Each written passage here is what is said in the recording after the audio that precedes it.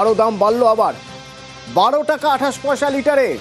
28শে ফেব্রুয়ারি দাম ছিল 57 টাকা 7 পয়সা। এরপর 1 এপ্রিল, আজ এপ্রিলের প্রথম দিন 82 টাকা 96 পয়সা, অর্থাৎ এক মাসে প্রায় 26 টাকা দাম বাড়ল।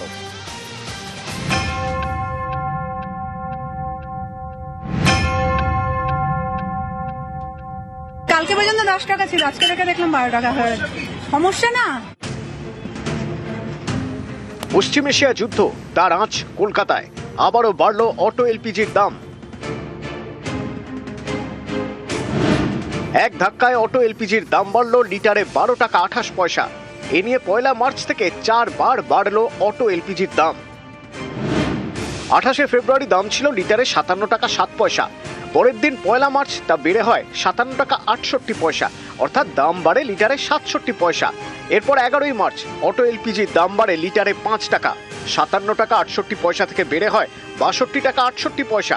20শে মার্চ আবার দাম বাড়ে, এবার 8 টাকা, লিটারে 62 টাকা 68 পয়সা থেকে বেড়ে হয় 70 টাকা 68 পয়সা। এরপর 1 এপ্রিলে বাড়ল 12 টাকা 28 পয়সা, লিটারে 70 টাকা 68 পয়সা থেকে বেড়ে হলো 82 টাকা 96 পয়সা, অর্থাৎ এক মাসে দাম বাড়ল 25 টাকা 89 পয়সা।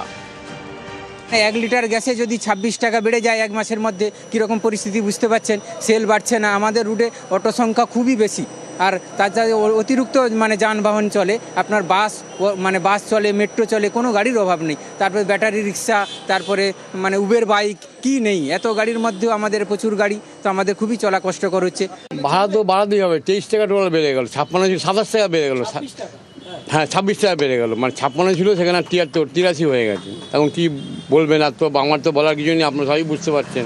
পরিস্থিতি খুবই খারাপ, আগামী দিন গাড়ি বন্ধ হয়ে যাবে, কেন ভাড়াও তো আমরা বাড়াতে পারছি না। ভাড়া বাড়ালে প্যাসেঞ্জাররা উল্টাপাল্টা বলছে, আমাদের সংসার চালানো খুব টাফ ব্যাপার হয়ে গেছে। গাড়ি চালাতে পারবো না তো, কেন আমরা মালিকের গাড়ি চালাই, এবার 6 টাকা 7 টাকা করে কিলোমিটার, এবং গাড়ির বাচ্চিত, তারপর আমাদের খাটনি, তো রান্নার পয়সা উঠবে না, আমাদের পরিস্থিতি খুবই খারাপ।